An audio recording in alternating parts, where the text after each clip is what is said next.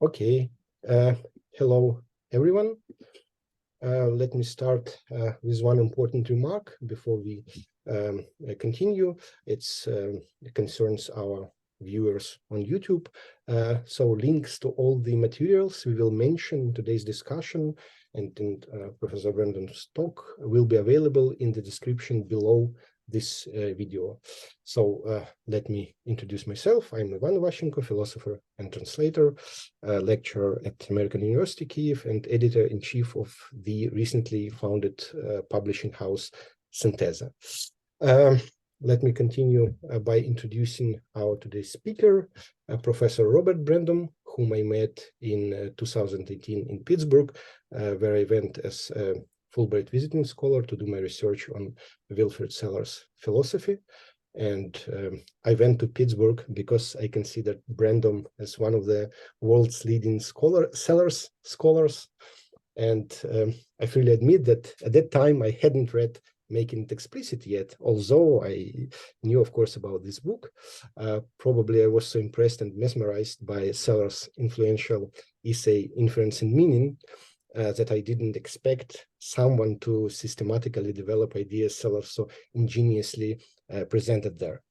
But then Professor Brandom invited me to participate in his class on Robert Brandom's philosophy.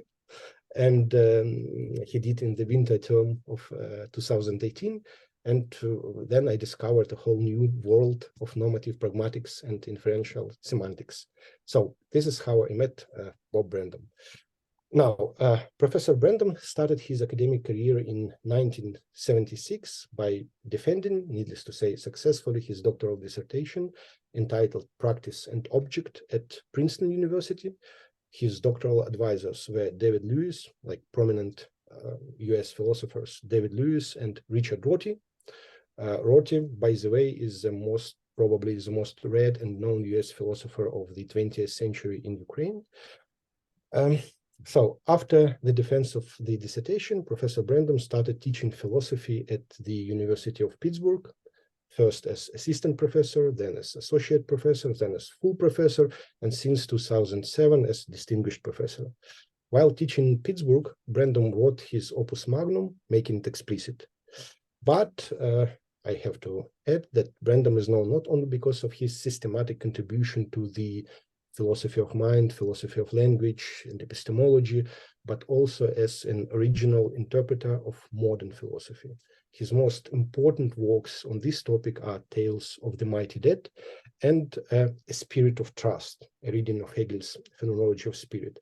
It was like a long-awaited book on Hegel's work published in 2019. And actually, I was lucky enough in the spring term 2019 to participate in class of Professor John McDowell, Brandom's colleague at the University of Pittsburgh, which was dedicated exactly to Brandom's reading of Phenomenology of Spirit, and it was quite a thought-provoking class. So please welcome Professor Robert Brandom. And now let me introduce you to our project and to my students who actually doing this project. And this is a 2-volume edition entitled Neo-pragmatism, Neo in brackets. So the idea behind this whole project emerged from my course, Philosophies of the Enlightenment, which I taught last year at Ukrainian Catholic University in Lviv. And actually I used your essay, The Pragmatist Enlightenment, as I would say, as a blueprint to prepare for that course. Even so, and I will mention it in our discussion. Now, just in passing, I disagree with you in limiting the first, as you called it, the first enlightenment to the practical sphere of morality. So I started this course with classical British empiricism, discussed then French Enlightenment, then Vicos and Rousseau's philosophy, and finished my account of this first enlightenment with Kant's project of perpetual peace as the climax of Enlightenment's political philosophy.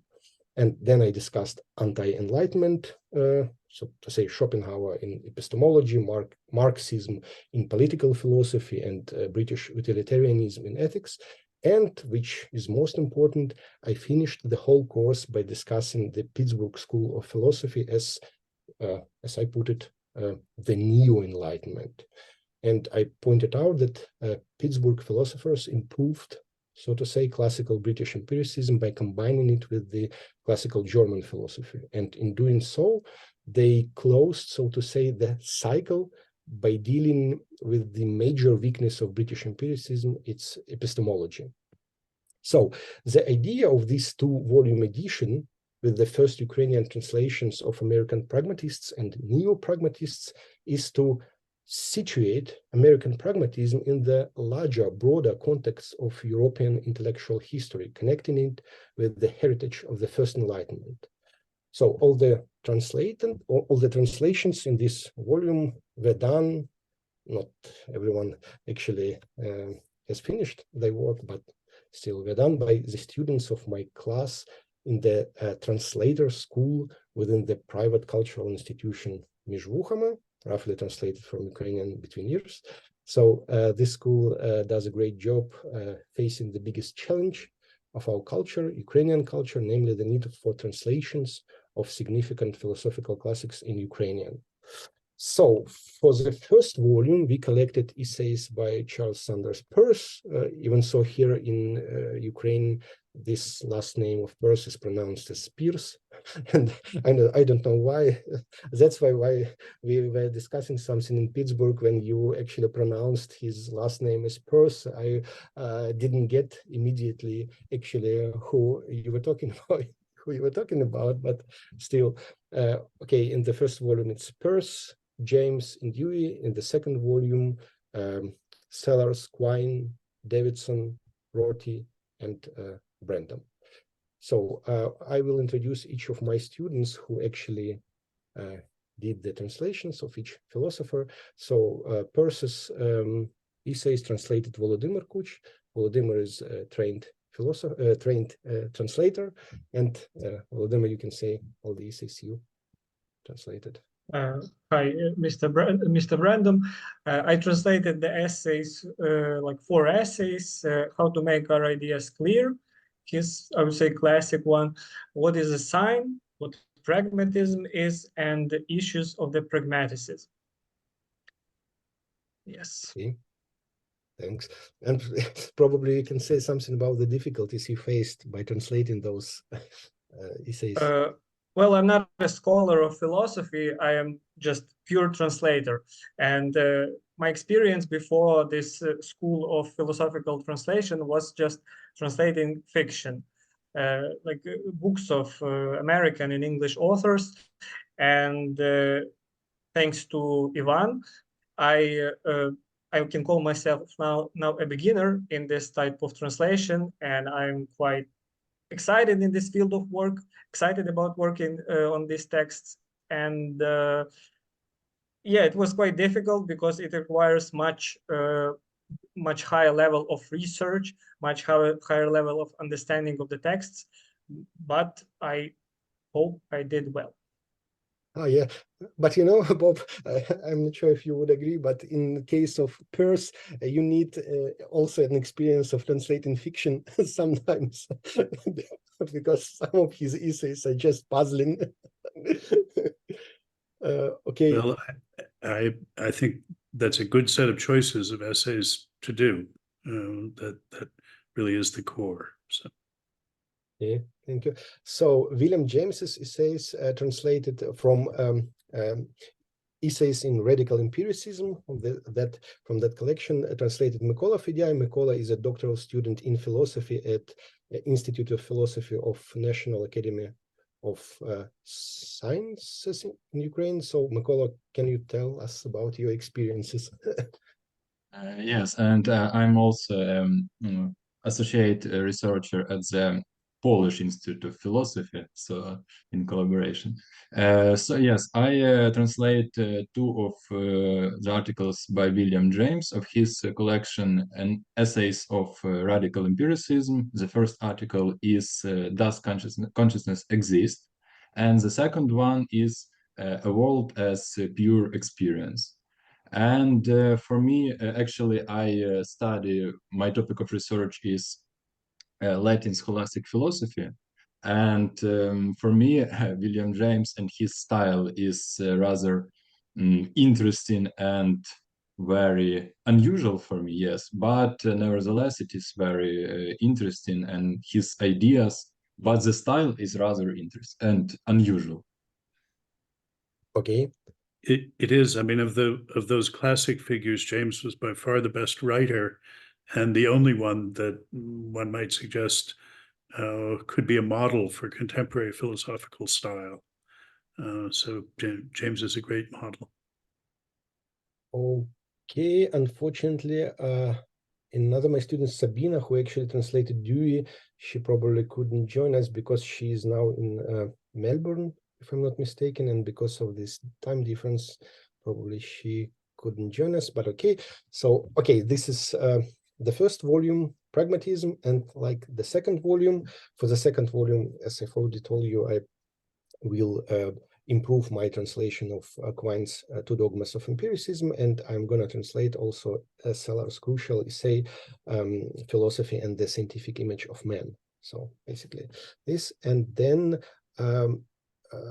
okay, Anna Maria Kotlerova, she translated Davidson's essays.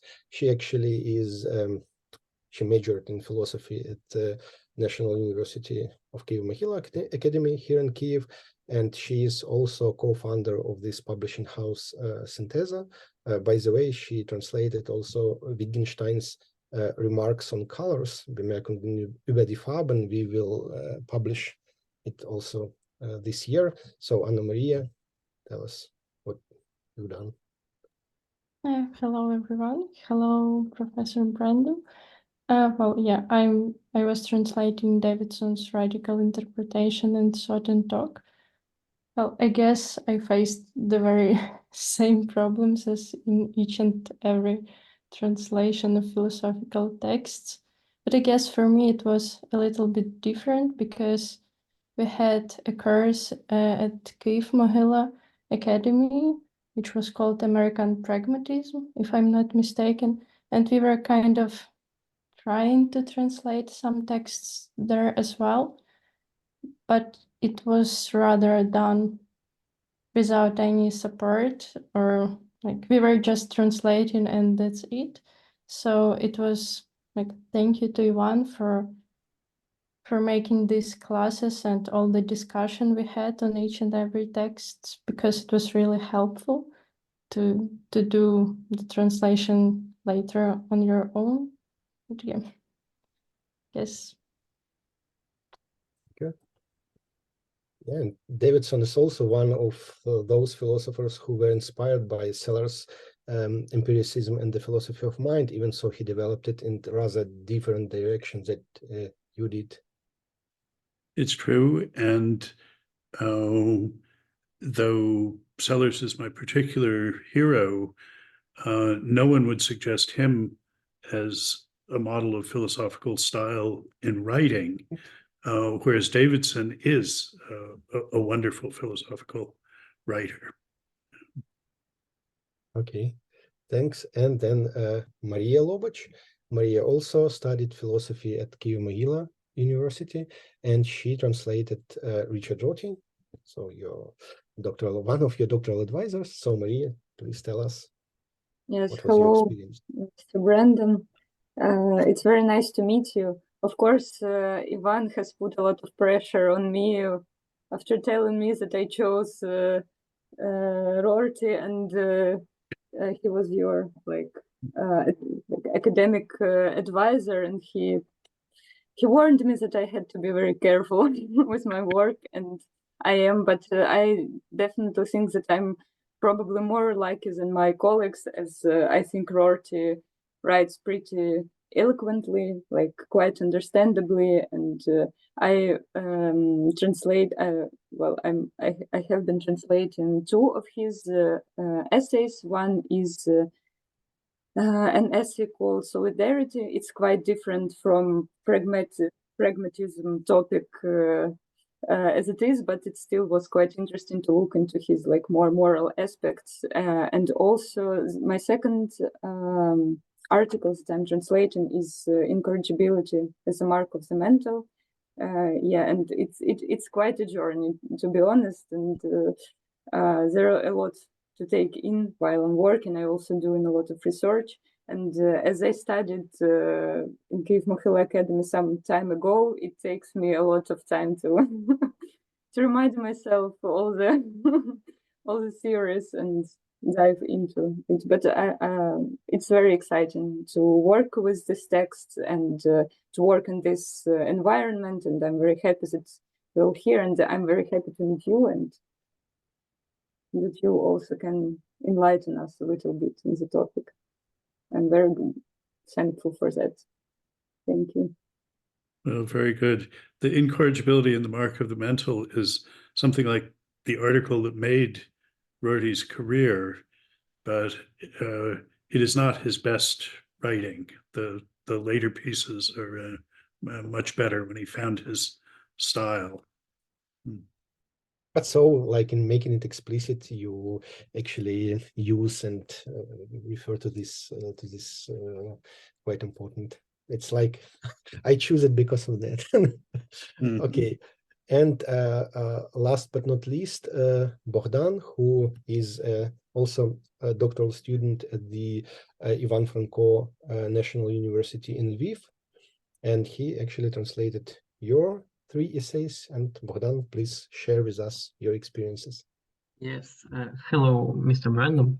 Speaking about pressure that Maria mentioned, it's kind of pressure speaking to speak with the person you're translating, actually. But we, with Ivan, choose and translated 3 essays. It's asserting, it's Kantian lessons about mind, meaning, and rationality, and the last one, freedom and constraint by norms. What can I say? Actually, it is quite interesting essays, actually, with quite interesting argument. Also, as I see and as I know from some researching, I still in the process of researching of your philosophy, but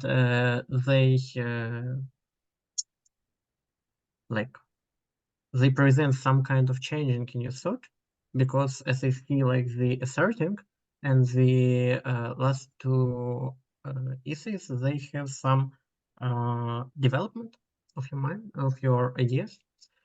And actually, translating of your works was kind of experience, because actually it is the first like global philosophical translations for me, because before it I had only some experience with one that Wittgenstein essay, some remarks on logical form, and it is actually in the process of editing, lost in the process of editing, but still. And thanks to Ivan and all the Междухома Foundation, we started working with this Neo-pragmatism project, and my choice of your articles actually was just some kind of blind choice, because I was not very good in this whole topic of pragmatism. So what was interesting for me is that you combined the continental philosophy, some aspects of continental philosophy of Kant's ideas, and actually this pure American tradition of pragmatism. So it was actually my reasons for choosing your articles. And now, actually, I hope we will have some discussion in the end. Well, thank you very much. And no, this is a wonderful project. It's near and dear to my heart. I'm very glad to be able to contribute in any way to it. Okay, thank you. Now you can start with your talk. Okay, well, given the background you've described, I suppose a good deal of what I'll want to say is familiar. I want to talk about classical American pragmatism, but from Rorty's point of view. particularly the point of view of his Girona lectures from 97, just a decade before his death. I think he came to a new way of thinking about American pragmatism that I find very enlightening, and that's what I'd like to talk about. And this was seeing American pragmatism beginning already with Peirce, but followed out particularly by his hero, Dewey, as nothing less than a second Enlightenment. And I want to talk in particular about the way Rorty picks up and develops a line of thought that he finds in Dewey, elaborating it into a distinctive anti-authoritarian, anti-fetishist version of a specifically pragmatist second Enlightenment.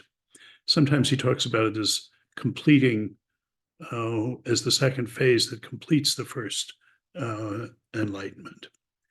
But before talking about that redescription of his, I want to fill in some of the background picture of how the classical American pragmatism that took shape 100 years before Rorty was writing can already be seen as enacting a second Enlightenment. The story I'm going to tell, I think Rorty largely takes for granted.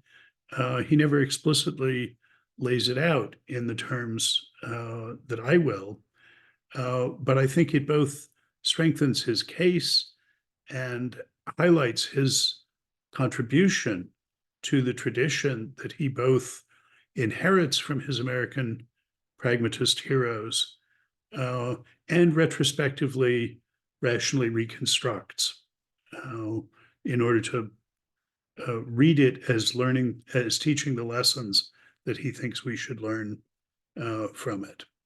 So the story I'm going to outline is broad, but I think it's a recognizable characterization of the constellation of ideas, particularly that Peirce bequeaths to James and Dewey, and through them to Rorty, and that I have gathered from him. The motor of the first Enlightenment was, of course, the rise of the new science, in particular, the mathematized physics of Galileo, Descartes, and Newton.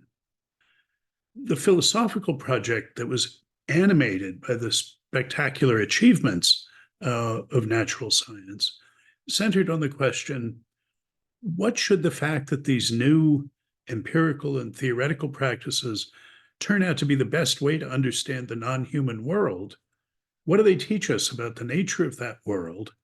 What do they teach us about what knowledge and understanding of that world consists in? And what do they teach us about ourselves as knowers in that sense of that world and agents in the world as the new science revealed it to be?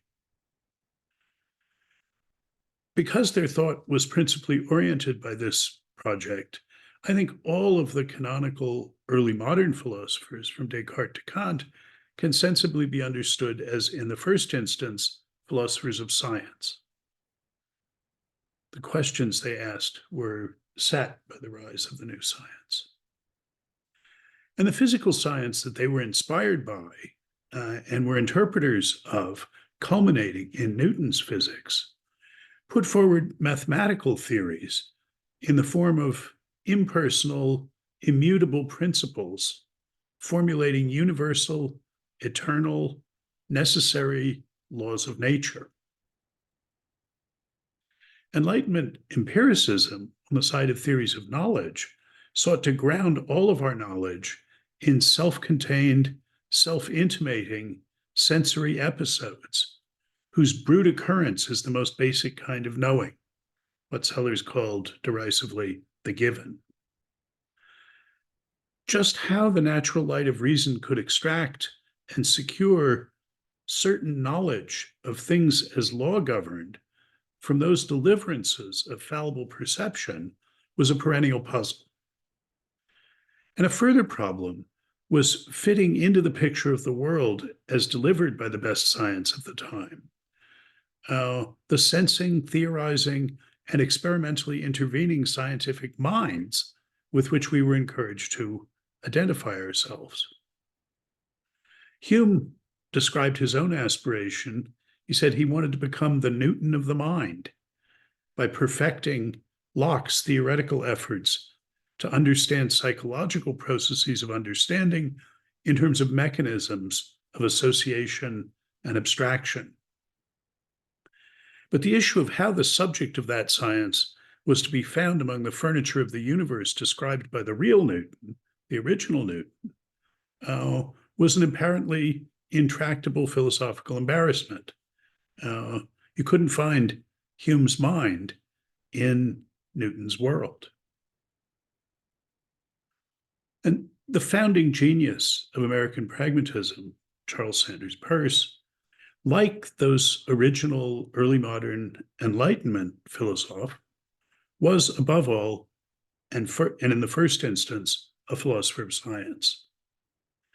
And he too took as his basic philosophical project the task of explaining what the best science of his time taught us, on the one hand, ontologically about the ultimate nature of the world we live in, and epistemologically about the character of the best understanding of it as epitomized by that science, and how they fit together, how the universe as the science of Peirce's time understood it could be understood to grow knowers like us.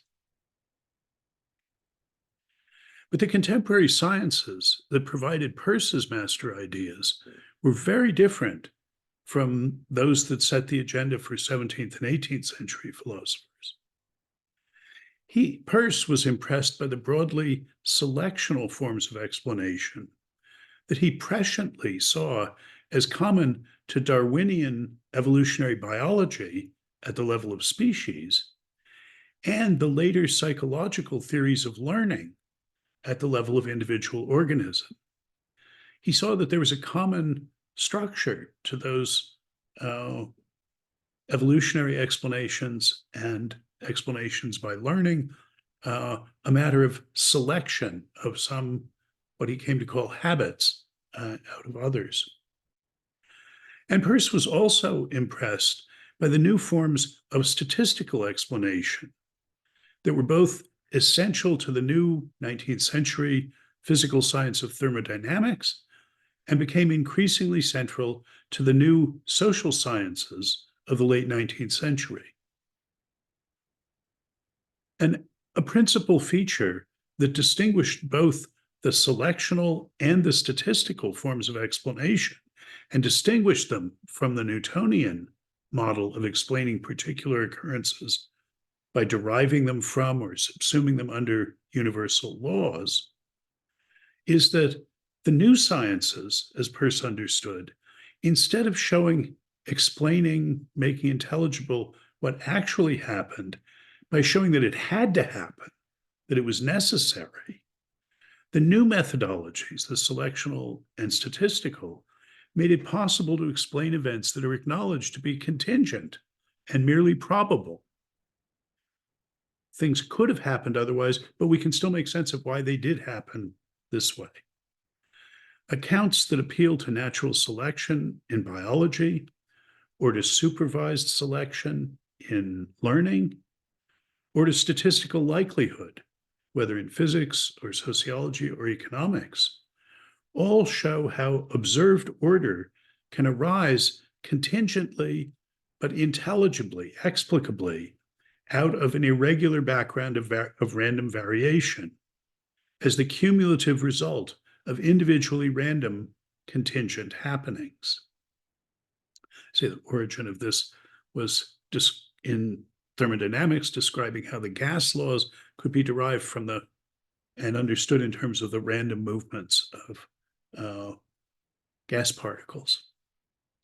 Peirce saw this as nothing less than a new form of intelligibility that the 19th century science had provided. Understanding whose paradigm is Darwin's evolutionary theory is a concrete, situated narrative of local, contingent, mutable, practical reciprocal accommodations of particular creatures and habitats. And Peirce speculatively generalized this model to a vision in which even the most fundamental laws of physics are to be understood as contingently emerging by selectional processes from primordial indeterminateness. He saw the laws of nature as the product of a kind of evolution.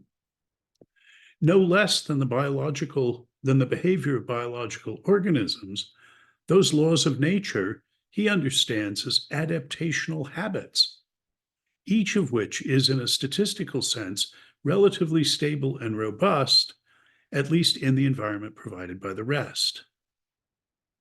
So for Peirce, the old forms of scientific explanation, paradigmatically Newton, appear as special limiting cases of these new ways of understanding things.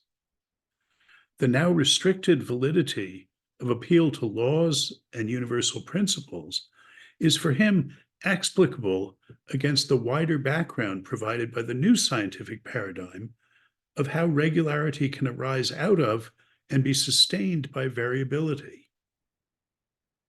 The calm realm of laws of the First Enlightenment and Newton's physics becomes for the Second Enlightenment a dynamic population of habits, winnowed from a larger universe of habits, the ones that we see having so far escaped extinction by maintaining a more or less fragile collective self-reproductive equilibrium. Peirce thought that since laws of nature emerge only statistically, they can change. After all, no Darwinian adaptation is final, for the environment it's adapting to might change, indeed must eventually change in response to other Darwinian adaptations. And the relatively settled, fixed properties of things, their habits, as Peirce and Dewey would say, are themselves to be understood just as such adaptations. Peirce was a naturalist, but through the lens of then contemporary science, he confronted a new sort of nature, a nature that's fluid, stochastic, with regularities being the statistical products of many particular contingent interactions between things and their ever-changing environments. Hence, emergent and potentially evanescent. He saw those laws as habits that float statistically on a sea of chaos. Like many of the philosophers of the original Enlightenment, Peirce combined ontological naturalism of his new statistical selectional kind with epistemological empiricism. Like them, too, Peirce and his immediate pragmatist followers subscribed to Wilfrid Sellars' scientia mensura doctrine. Sellars had said, in the dimension of describing and explaining, science is the measure of all things, of those that they are, and of those that are not, that they are not. It's the end of the scientia mensura passage. And for both groups, science is not just one sort, but the very form of knowing. What it knows not is not knowledge. But just as Peirce's was a naturalism based on a radically different conception of nature, so his empiricism was based on a radically different conception of experience. The science to which the later pragmatist Enlightenment looked for its inspiration had changed since that of the earlier in more than just the conceptual resources and distinctive new forms of scientific intelligibility that it offered to its philosophical interpreters and admirers. In the 17th and the 18th centuries, the impact of science was largely a matter of its theories. Its devotees dreamed of, predicted, and planned for great social and political transformations that they saw the insights of the new sciences as prefiguring and preparing.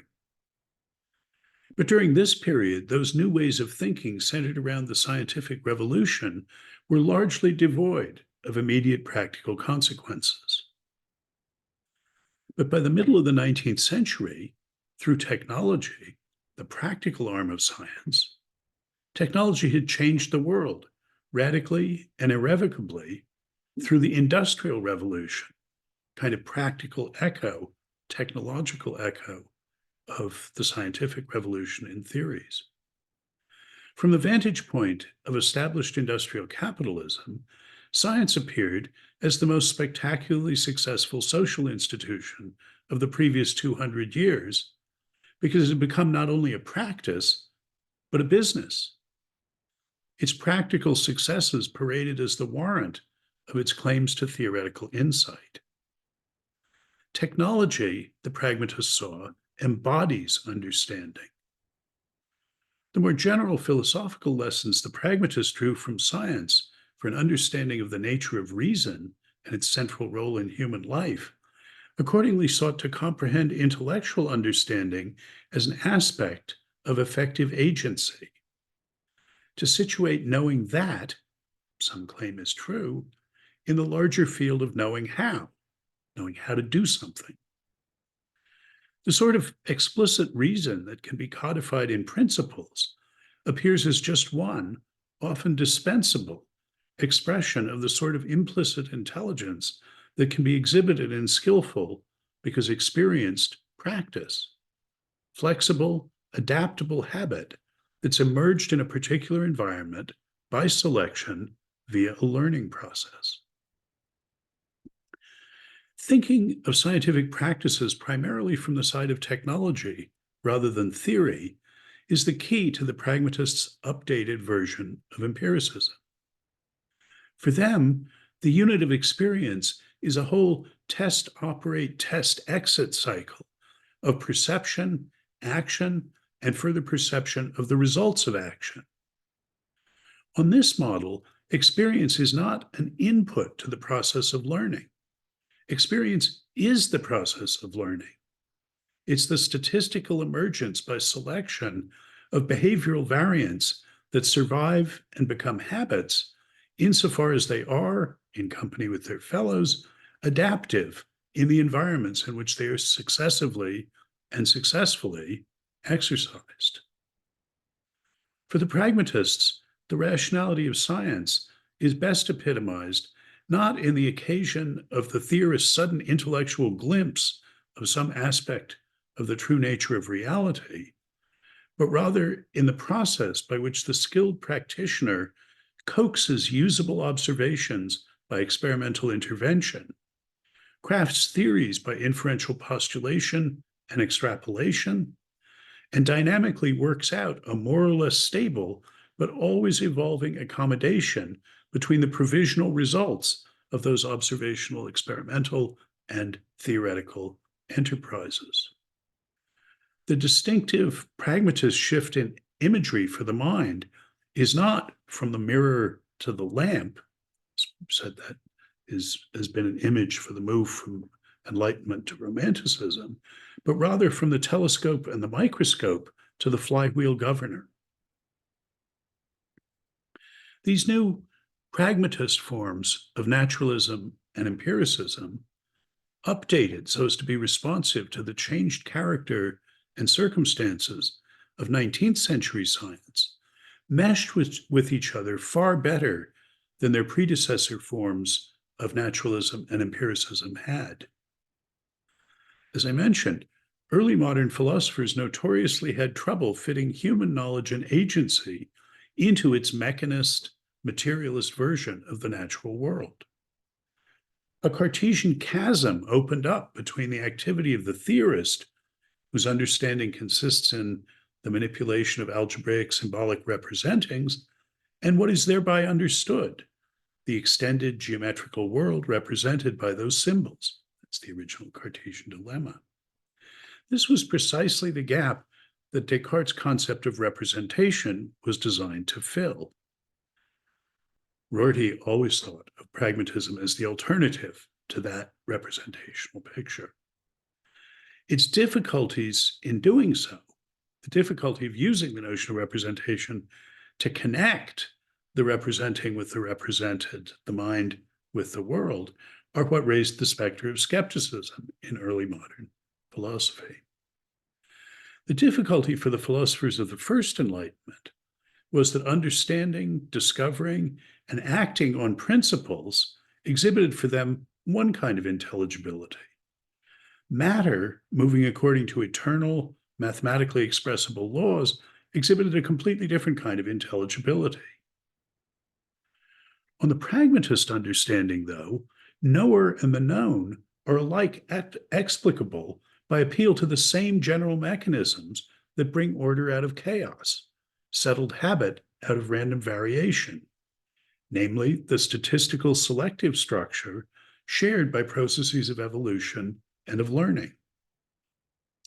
That selectional structure ties together all the members of a great continuum of being, stretching from the processes by which physical regularities emerge, through those by which the organic evolves locally and temporarily stable forms, through the learning processes by which the animate acquire locally and temporarily adaptive habits, to the intelligence of untutored common sense of ordinary language users, and ultimately to the methodology of the scientific theorist, which the pragmatists understood as just the explicit, systematic refinement of the implicit, unsystematic, but nonetheless intelligent procedures characteristic of everyday practical life.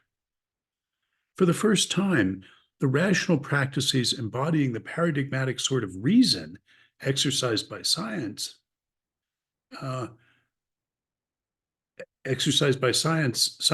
understanding natural processes, becomes visible as continuous with and intelligible in just the same terms as the physical processes paradigmatic of what's understood. And it's that unified version of what there is to be understood and the understanding of it that stands at the center of the classical American pragmatists' Second Enlightenment. And this happy concord and consilience between the distinctively pragmatist versions of naturalism in ontology and empiricism in epistemology stands in stark contrast not only to the prior traditional British empiricism of the Enlightenment, but also to the subsequent 20th century logical empiricism of the Vienna Circle. The reductive physicalist version of naturalism and the reductive phenomenalist version of empiricism that the Vienna Circle inclined to endorse were exceptionally difficult to reconcile with each other, just as the original Enlightenment version were. Hume had already shown how difficult it is to provide suitable empiricist credentials for the way in which mathematical laws supporting subjunctive reasoning, the crowning glory of Newtonian physics, outrun observable regularities, not only epistemically, but even semantically. Adding the powerful methods of modern logic, as we do in the 20th century, to articulate the phenomenal deliverances of sense didn't alter this fundamental mismatch. A threatening and recalcitrant tension accordingly concerned how to proceed when respect for the deliverances of natural science as the measure of what there is and how it is in nature collides with empiricist strictures on what we're entitled to claim to know, on when we're entitled to claim to know what there is and how it is. So in the Vienna Circle, Otto Neurath thought that naturalism should prevail when it collided with empiricism. And Moritz Schlick thought that empiricism should prevail when it collided with naturalism. And Rudolf Carnap struggled mightily to keep these two wings of the movement from just flying off in different directions. And in spite of his many pragmatist corrections to and emendations of his hero Carnap, even Quine could never quite bring into harmony his own scientific naturalism and his residual empiricism, for instance, in his hostility to modality. According to this way of construing the tradition, Peirce initiated the American pragmatist school of philosophical thought already as a Second Enlightenment, centered, as the first had been, on new conceptions of reason and models of intelligibility drawn from the best contemporary scientific achievements. Rorty, looking back at this, thinks that Dewey added to the reconception of both knowers and the known that Peirce had bequeathed a further substantial element inspired by and modeled on the First Enlightenment's principal theme, its principal advance in practical philosophy, its secularizing and humanizing disenchantment of traditional theologically based ethics. Dewey, according to Rorty, picked up this practical side of the original Enlightenment. Peirce had provided a constructive alternative to the spectatorial picture of knowing as mirroring nature. But in his Girona period, Rorty draws from Dewey the leading idea and basic conceptual raw materials for a critique of Enlightenment philosophy's basic orienting representationalist semantic paradigm. He saw the critique that he now envisaged as more radical and fundamental than the line Rorty had pursued in Philosophy in the Mirror of Nature, where he diagnosed that paradigm as inevitably precipitating a sterile oscillation between foundationalism on the one side and skepticism on the other in epistemology. Astonishingly, Rorty in the Girona period would criticize the Enlightenment understanding of cognition in terms of representation as a politically objectionable form of authoritarianism. He took himself thereby to be following Dewey in turning the Enlightenment's own devastating practical critique of received religion against its own dominant theoretical strategy for understanding cognition. Thought of this way, pragmatism, as Rorty wants us to understand it, just consists in following out the First Enlightenment's own best insights and principal achievements to their logical conclusion, completing its humanistic transformation of our philosophical self-conception. The central strand of the original Enlightenment thought that Rorty takes over as the fixed end of his analogy extends Kant's characterization in Was ist Aufklärung. The Enlightenment, for Kant, marks the end of humanity's self-imposed tutelage, the achievement of our majority and maturity, for the first time taking adult responsibility for our own character and destiny. It's our emancipation from submission to the alien, non-human because superhuman authority of God as old Nobodaddy in matters of our practical conduct.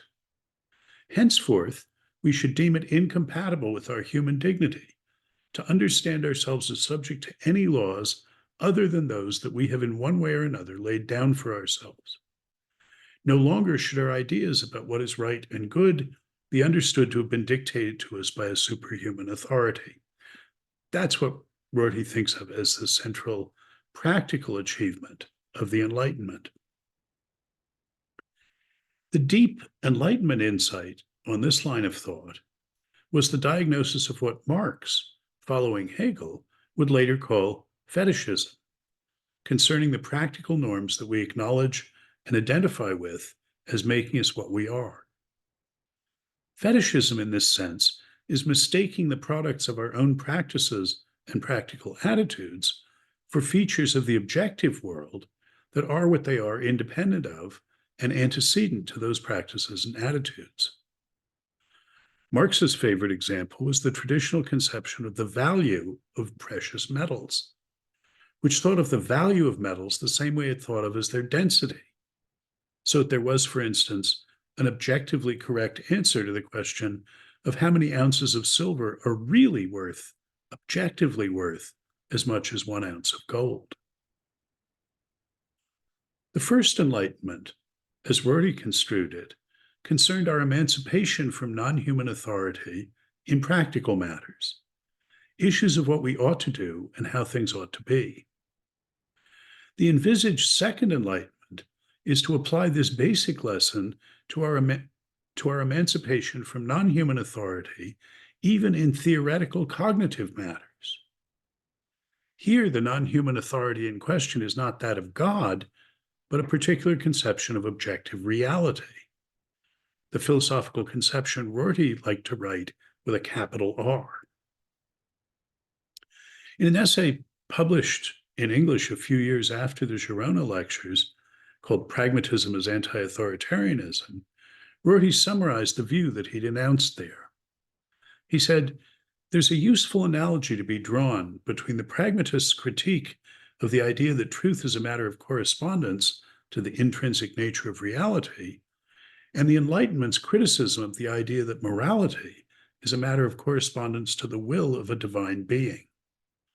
The pragmatist's anti-representationalist account of belief is, among other things, a protest against the idea that human beings must humble themselves before something non-human, whether that's the will of God or the intrinsic nature of reality." End of that quote. Rorty adds that seeing anti-representationalism as a version of anti-authoritarianism permits one to appreciate an analogy that was central to John Dewey's thought, namely the analogy between ceasing to believe in sin and ceasing to believe in reality. The connection is that, quote, the representationalist tradition in philosophy, which was dominant in those 400 years, hoped that inquiry would put us in touch, if not with the eternal, at least with something which, in Bernard Williams' phrase, is there anyway, something non-perspectival, something which is what it is apart from human needs and interests. William James, the pragmatist, had countered that picture of an objective reality, saying, "The trail of the human serpent is over all." And by contrast, still with Rorty, what Dewey most disliked about both traditional realist epistemology and about traditional religious belief is that they discourage us by telling us that somebody or something has authority over us, all of us. Both tell us that there's something inscrutable, something towards which we have duties, duties which have precedence over our cooperative attempts to avoid pain and obtain pleasure. Again, Dewey was convinced that the romance of democracy, a romance built on the idea that the point of human life is free cooperation with fellow humans, required a more thoroughgoing version of secularism than either Enlightenment rationalism or 19th century positivism had achieved. As Dewey saw it, wholehearted pursuit of the democratic ideal requires us to set aside any authority, save that of the consensus of our fellow community members and human beings. Eduardo Mendieta says of the lesson of these lectures in his introduction to his book of Rorty essays called, after a quote of Rorty's, "Take care of freedom and the truth will take care of itself." Lovely passage that he used as the title of the book. Mendieta says, "In the end, Rorty's adamant skepticism and anti-dogmatism are simply ways to be anti-authoritarian and irreverently anti-fetishistic. There is no supreme power that can offer an alibi, a warrant, or a proof for our claims and beliefs. There isn't anything but fallible human authority. There is no supreme authority other than the authority of human justification and reasons, whose only power is the power of persuasion." Rorty's call for a second pragmatist enlightenment, completing the first, is a Hegelian extrapolation of the original Kantian understanding of enlightenment, extending the application of that conception from ethics to encompass also semantics and epistemology. But I think it's worth filling in the argument behind this subsumption of semantic anti-representationalism, that side of pragmatism, under the banner of humanistic Enlightenment anti-authoritarianism. that's to use political arguments in epistemology. This is one of the lessons Rorty thought we should learn from pragmatism. In its largest structure, I think the movement of thought Rorty is recommending consists of two moves: a Kantian appreciation of the normative character of representational relations, and a Hegelian social pragmatism about normativity in general. So let me say something about those. The first is part and parcel of Kant's radical recasting of Descartes' division of things into minds and bodies. Kant recasts that in terms of the distinction between norms and causes. Because Kant reconceives discursive intentionality, what he calls apperception, we can think of as sapience. Kant reconceives that as a normative phenomenon. What principally distinguishes for Kant judgments and intentional actions from the responses of merely natural creatures is not that they stem from mind stuff. It's that judgments and actions are things that we're in a distinctive sense responsible for. They express commitments of ours. They're exercises of our authority. Knowers and agents are responsible for how they take things to be and make things to be. Candidate knowings and doings express commitments as to how things are or shall be. The distinction between us and it, for Kant, is a distinction between those of us who live and move and have our being in a normative space and things that live and move and have their being only in a causal space. Knowings and doings are exercises of a distinctive kind of authority, the authority to commit oneself, to make oneself responsible. This, for Kant, is the authority to bind oneself by rules in the form of concepts that discursive beings apply in judging and intending. Merely natural creatures are bound by rules only in the form of laws of nature, not rules they've bound themselves by. That's the difference between norms and causes. Discursive beings are bound by rules they bind themselves by, concepts they apply, which are rules determining what they have thereby made themselves responsible to and for. Their normative statuses, responsibilities, commitments, are instituted by their attitudes of undertaking or acknowledging those commitments. This is Kantian autonomy, and it's the essence of Kantian rationality. It's a distinctive normative sort of freedom, which Kant develops by taking Rousseau's definition of freedom. Rousseau in The Social Contract says, obedience to a law one has prescribed oneself is freedom. And Kant takes that Rousseauian definition of freedom and turns it into a criterion of demarcation for genuine normative bindingness. One is genuinely normatively bound only by rules that one has, in some sense, bound oneself by.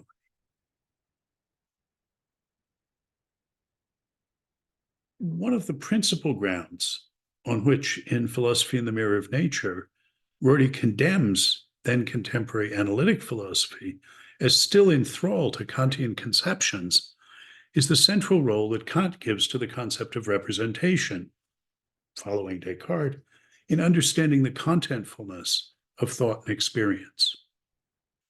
I think that in his later critique of representationalism in semantics, on the basis of a more thoroughgoing and general version of Enlightenment anti-authoritarianism, Rorty follows Hegel in focusing on the rulishness of Kant's conception of representation. For Hegel reads Kant as offering a normative conception of the notion of representation as a way of filling in Kant's normative notion of intentionality. Kant dug down below the Cartesian epistemological concerns about the warrant for our confidence in the success of our representational undertakings to uncover the underlying semantic understanding of representational purport that they presuppose. So where Descartes had been an epistemological skeptic about whether we actually knew anything, Kant saw that underneath that there was a deeper threat of semantic skepticism. How is it we can even think about things, rightly or wrongly? Where Descartes just takes for granted the representational purport of our thought, construing as something we immediately know just by having thoughts at all, he takes for granted, Descartes does, the notion that our ideas are tanquam rem, as if of things. But Kant asks, what is it about our thoughts in virtue of which they so much as seem to represent something else, purport to point beyond themselves to something that they're of or about, that they represent? And one lesson that Hegel learns from Kant, as I understand him, is that a representing is as such responsible to what it represents for assessments of its correctness in a distinctive sense, its correctness as a representing of that represented. Put another way, what's represented exercises authority over what count as representings of it, just in virtue of its serving as the standard that those representings are responsible to for their assessment of correctness as representings. Thinking of representation in terms of the authority of the representing, the authority of the represented over the representings, the responsibility of the representings to what's represented, this is a radical normative reconceptualization of the relations between representeds and representings. And it's of the essence of Hegel's reading of Kant that he understands Kant's notion of representation as part and parcel of Kant's normative transformation and his understanding of us. And as I want to understand Rorty's late anti-representationalism as anti-authoritarianism, Rorty's longstanding social pragmatism about normativity comes into play because of this Hegelian normative understanding of representation in terms of the authority of objective representeds over subjective representings of it. So what do I mean by Rorty's social pragmatism about normativity? That's the view. Pragmatism in this sense is the claim that normative statuses, paradigmatically responsibility, commitment, entitlement, are always and everywhere features of the role something plays in social practices. Normativity is a product of the role things play in our social practices. Norms are creatures of our practices, instituted by our practical attitudes, how we take or treat things in practice. Apart from their involvement in such practices, there are no normative proprieties, only natural properties. This is a social Hegelian version of a central Enlightenment idea. Samuel Pufendorf had theorized about what he called the imputation of normative characteristics of things, the way they acquire this new sort of normative significance by playing a suitable role in our practices. Social contract theories of political obligation look for the origins of normative statuses of political authority and responsibility in practical attitudes of contracting and consenting. By contrast to traditional ideas of an objective natural or supernatural order of normative superiority and subordination, the scala natura, the great chain of being. By contrast to that picture where the norms are baked into the way things objectively are, the distinctively modern idea is that there were no statuses of authority and responsibility, no superiors and subordinates, and until we started taking or treating each other as authoritative and responsible, as entitled to command and obliged to obey. So I want to claim that Rorty's radical, distinctive form of contemporary pragmatism is the result of critiquing representationalist conceptions by first understanding them in normative terms and then understanding those normative terms in terms of roles that things play in social practices. Representation on this account is not a natural relation, it's a normative one. It's part of what the trail of the human serpent is all over. According to Rorty's radicalized version of social pragmatism about norms, the very idea of objective things as exercising epistemic authority over our attitudes, which is underwritten by the semantic idea of represented serving as normative standards, authoritative for assessments of the correctness of what count as representings of them, just in virtue of being responsible to those representeds for such assessments. That notion, according to Rorty, is deeply and irremediably confused, because in the end, all authority is communal authority. Further, the critical function of reason as legitimating norms, as understood by the Enlightenment and made most fully explicit by Kant, teaches that we can only genuinely be responsible to each other, to what we can engage in conversation, to what we can give justifying reasons to, and in turn demand justifying reasons from. So the way Rorty understands Kant's version of the Enlightenment is that all authority derives from our practices of giving and demanding reasons from each other. The very notion of something being authoritative that isn't in conversation with us, that we can't demand its reasons for acting the way it does, that notion is fundamentally confused for him.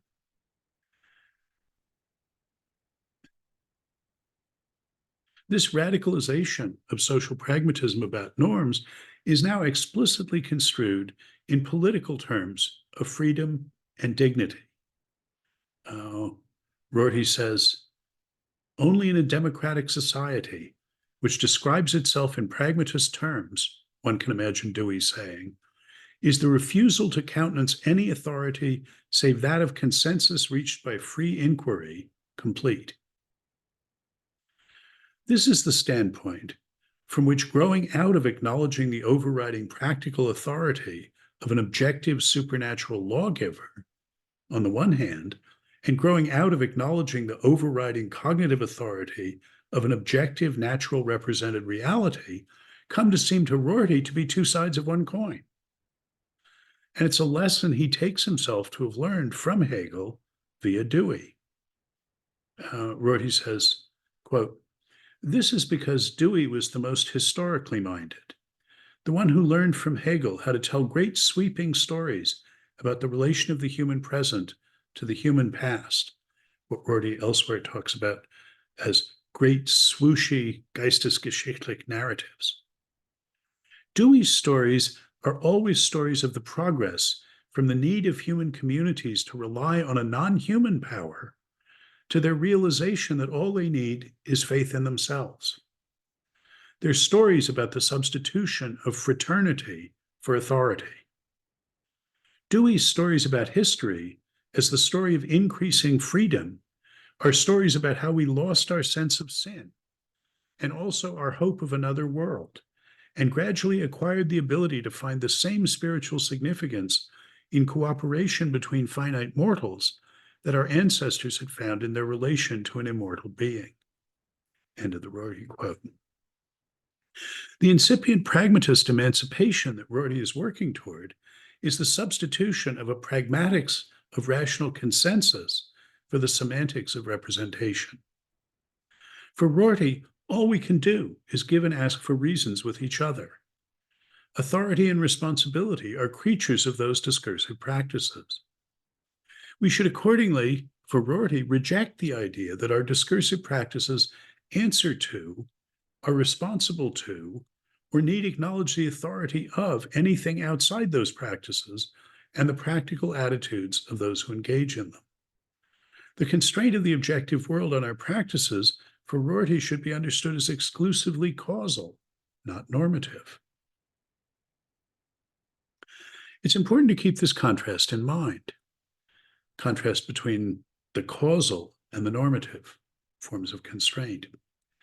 Like his hero Dewey, Rorty never questioned the utility and importance of a basically ecological conception of reality as the natural environment with which we must cope and within which we must flourish as biological and social organisms. This is the stubborn, recalcitrant reality that causally constrains, challenges, frustrates, and rewards our practical undertakings. The messy retail process of improving our habits and attunements is, Rorty thinks, fully describable in a wholly naturalistic vocabulary. What he objects to is the philosophical concept he designates as reality with the capital R, distinguished by that mock honorific capital letter. This is the notion of something that has a distinctive kind of semantic and epistemic authority over the correctness of our sayings and thinkings. Reality, it's the notion of reality as something we're responsible to in a way that transcends and constrains our linguistic, social, justificatory practices of giving and asking for reasons from the outside, just by reality being what it is. That's the conception he rejects. The functional explanatory role that conception of reality plays, the status reality has with respect to us and our practices, is something that must be specified in normative terms. That's the Rortyian lesson. There's no small irony in the absolutely central and essential role that the Kantian distinction between norms and causes, reasons and facts, those are Kantian distinctions, norms and causes, reasons and facts. There's no small irony in the absolutely central and essential role that Kantian distinction plays in Rorty's thought. It's the overriding distinction that shapes his criticism of the analytic philosophers that he casts as 20th century neo-Kantians. He aims to use Kantian conceptual tools to undercut the Kantian conception of the philosophical project. That's his pragmatism. Thank you.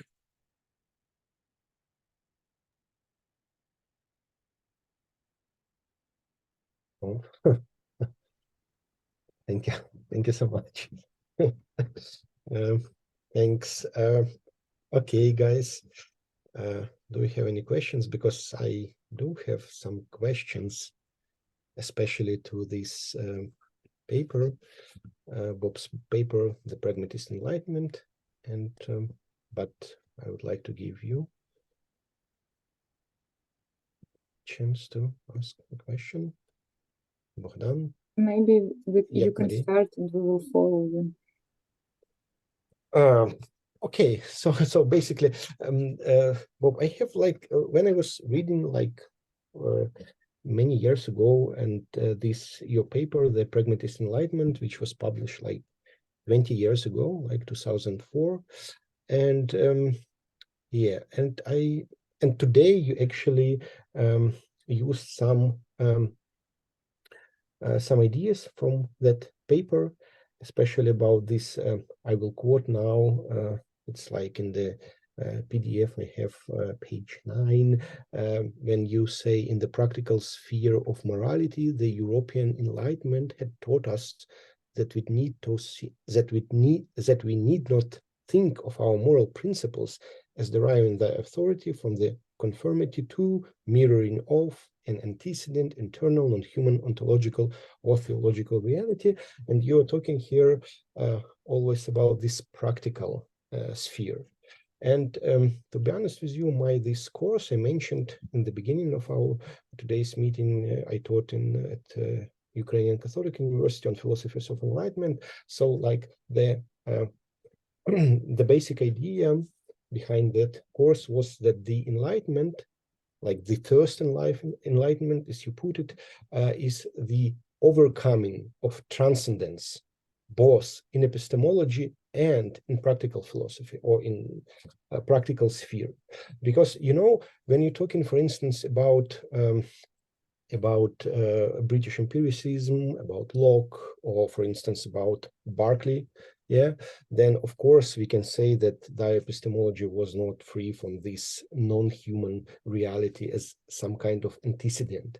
But when we're talking about Kant, yeah, and you actually in the second half of today's talk, you actually pointed it out.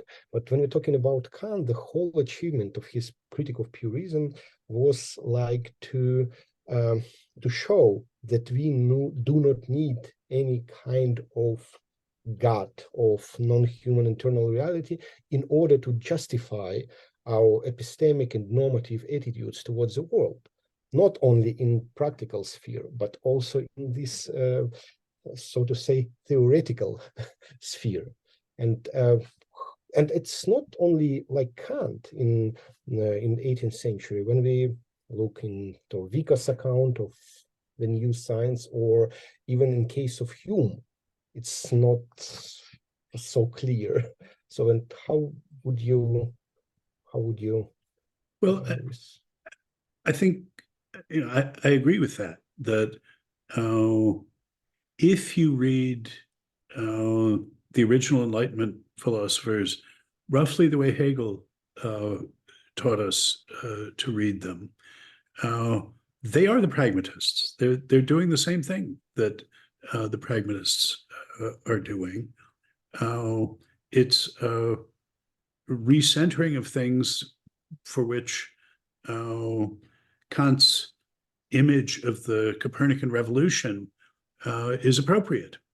To see the crucial features of our knowledge no less than the crucial features of our practical conduct as reflecting how it is with us, rather than reflecting the imposition of some alien, intrinsically unintelligible reality on us. So I agree with you, in fact, that the original Enlightenment had both of these aspects. Now, the practical rejection of understanding moral normativity in terms of obedience to a supernatural Lord, that took. We by and large live in that modern world, that post-Enlightenment world. In our practical thinking, of course, there are the triumph of Enlightenment in that regard is partial and local, but that was the lesson that people learned from the Enlightenment. The theoretical side, not so much. What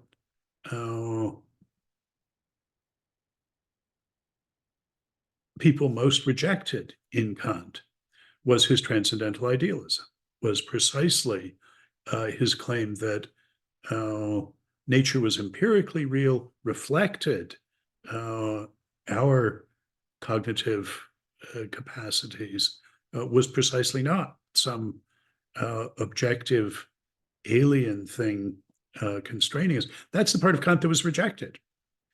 And in Hegel's rejection of it, well, we rejected Hegel even more, I want to say, than the Kantian transcendental idealism. The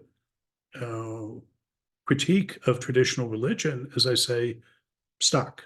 That's not going away, even if its triumph is not yet complete. But by and large, nobody saw how to pick up that theme that in the original Enlightenment, that I think you're right, it came to its culmination in Kant every bit as much as the practical did. Nobody saw how to make sense of that. It was an embarrassment to readers of Kant. It's the reason it was Kant's practical philosophy rather than his theoretical philosophy that was, by the 20th century, influential. So I think there's a lot of justice in Rorty's claim that part of the Enlightenment needs to be, that lesson of the Enlightenment needs to be relearned, needs to be retaught, needs to be reconceptualized in a way in which people can see that it's not some crazy Berkeleyan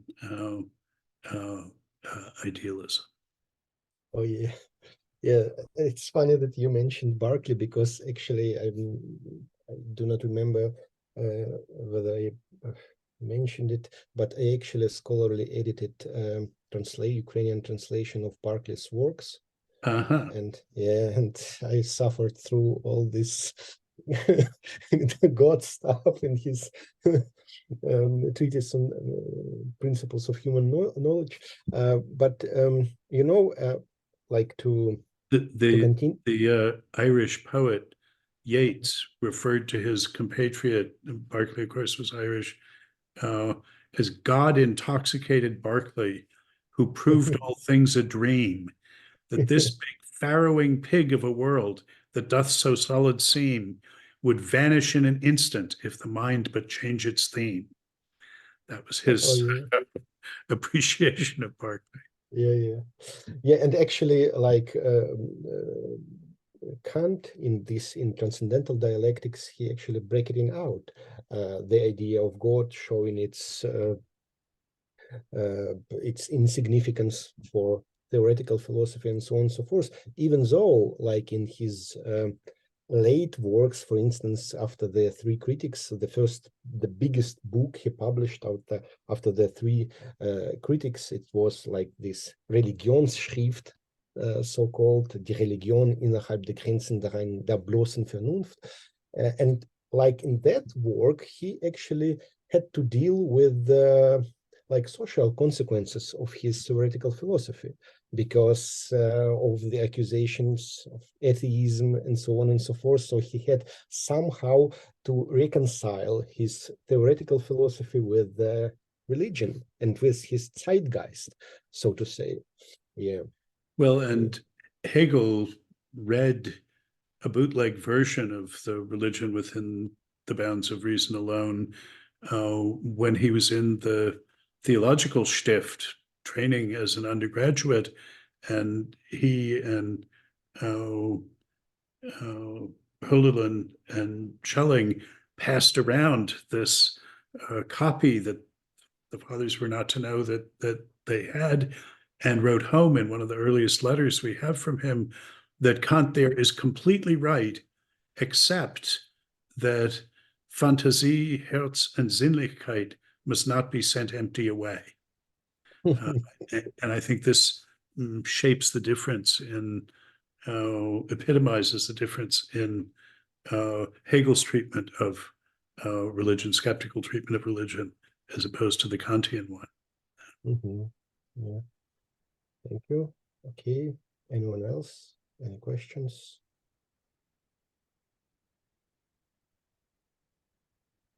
Someone? Anyone? No? Oh. Maybe I have a question. Actually, it's not a question. It's some kind of asking for commentary on your thoughts. When I was translating your essays, actually the one that was broadly referred here is freedom and constraint by norms. I had one... Which, I mean, let me say that was one of my very early pieces. It was sort of the first version in which I came to appreciate this Kantian normative revolution. I had a little question about, let's say, practical side of these ideas, because as a theoretical part, as some kind of model of human interaction, it is understandable, and it is actually very, let's say, sophisticated and structured system with all this commitment, enlightenment, or entitlement, responsibility, and so on. But when I was translating it, I thought about, let's say, how we can manage it in practice. And for me, it is possible, or let's say understandable, how to use it in some kind of small groups. For example, in a group of scientists, or in a group of, let's say, translators, or in maybe in some cases even some political groups, or something like that. Like very, maybe not very, but in some case, some group of people with some limitations. But when I'm trying to think about it, for example, as for all humanity, or even for such a groups like, let's say, maybe a country, like just some broader groups, I struggle with the idea how to make it working. Actually, let's say subconsciously, I understand that this model actually is built in our everyday life, but while it is subconscious, as for me, this idea is not broadly referred, and it may have some, let's say, some problems with its realization. So the idea is, like, the idea of my question, and yeah, the idea of my question will be like, if we try to make all this idea with authority and commitment, let's say, understandable for broad group of people, how it may be managed for them. So, I sometimes find it helpful here to think of, I don't know, a cartoon version, really a caricature of Hegel's account of this, saying, if you think that our normative statuses, what we're committed to, what we're entitled to do, essentially depend on our own attitudes and the attitudes of those in our community, that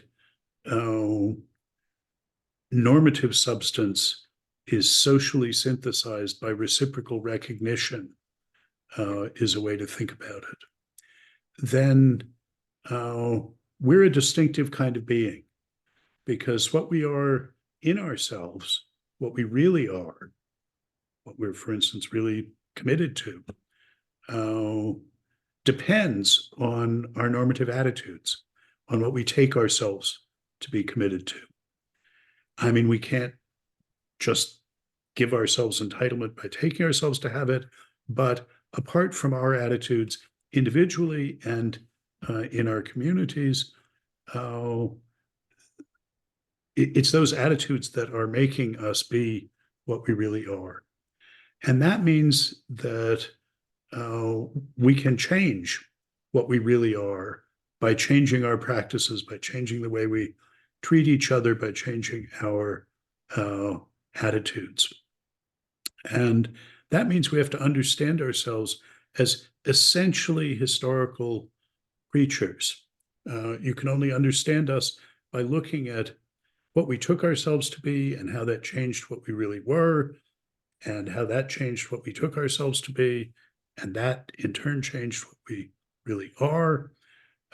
This picture of our making the norms that make us what we are by our interactions with each other, never having to start from scratch, from nothing, always coming into an already up and running community, but a community whose norms are nothing but what they were made by, previous time slices of our community, and understanding that the norms we bequeath to the next generations are the ones we make out of what we inherited. And to think of our social institutions, our political institutions, as the means for this, for regulating and controlling this self-formative process, this process of becoming what we really are.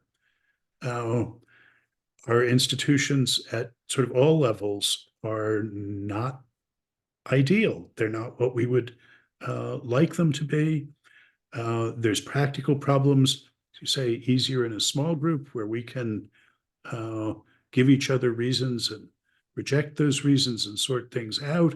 In the larger group where we can't all talk to each other, well, what institutions can we have to conduct this process of self-formation of all of us and of each of us?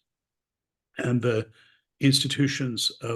political institutions of liberal democracy, well, that's basically what we made of the First Enlightenment's idea of it. We said, well, we'll have this representative democracy. We see what's important and right and good about that. I read the passage about the Dewey on the romance of democracy as the form of our self-formation. But it's clearly early days in designing good institutions, good structures of community for mediating between the norms we inherit and the norms we bequeath, for changing these practices. But that's what Dewey and Rorty thought we should be thinking about, is how to improve those institutions. I don't know, that's very hand-wavy, but that's... Yeah. And this is actually the task of intellectuals, of philosophers, trying to improve this. For instance, in our publishing house, we're preparing like Kant's minor works, like small papers he published in Berlinische Monatsschrift. And Berlinische Monatsschrift was not like... Well, these ones he wrote for the public rather than for philosophers are very important. Yeah, this is like Berlinische Monatsschrift. It wasn't like some kind of academic journal only for professional philosophers. It like the whole like Germans, educated Germans can read it and so on and so forth. Even so, the only essay he managed to write clearly, it was Aufklärungsessay. For instance, he also published in this Berlinische Monatsschrift was heißt sich im Denken orientieren? What is it? To orient oneself in thinking? Yeah, but this essay, this paper is quite hard to understand for like a non-professional philosopher. But still, he was trying to influence his public. So basically, and to change the institutions. And he theorized about that in the Streit of Fakultäten essay about what the difference between what the intellectuals should be doing with each other and what they should be, how they should be interacting with the public. So that he worried about theoretically and systematically about the difference between those audiences. Yeah. Like this is... Well, so all of this is theoretical background saying what you're doing is very important. And I'm pleased to have gotten to see you and say hello to you. Okay, thank you. Any questions? If not, so probably we can wrap it up. Okay, well, thank you all then. Thank you. And I stopped the recording and